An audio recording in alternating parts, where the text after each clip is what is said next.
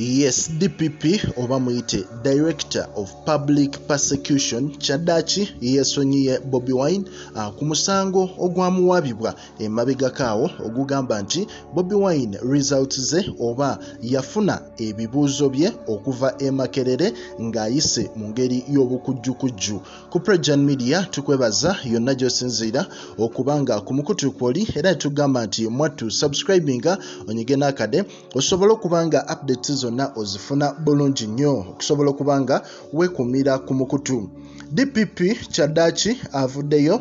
owa LDC wali we bakwasaganyiza amateeka n'agamba nti omusango guno ogwa Bobi Wine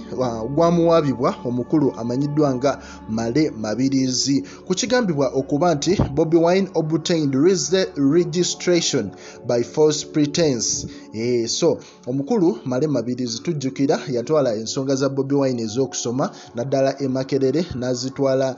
mu kooti n'agamba nti Bobi Wine yawa results enfu oba yawa documents enfu, naye ate olunaku olwaleero abakulu mu musango guno kirabika bagenza okizuula nga emisango gino egya Male Mabirizi egimu oluusi agiteekayo n'ateekawo tension naye nga mwattu oluusi tabeera serious, era bo ne bavaayo naddala ono DPP n'agamba nti tetulina kye tuyinza kuvunaana Bobi Wine olw'ensonga nti results ze ziri mu line.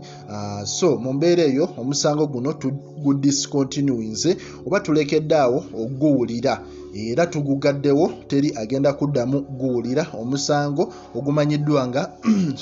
obtaining registration by false pretense. Naye ate omukulu Male Mabirizi avuddeyo n'alaga obutali bumativu bwe n'agamba nti ensonga zino yalina ozimala si bo okuzimala olw'ensonga nti yeyawaaba omusango era n'agendako ne wali ewandegeya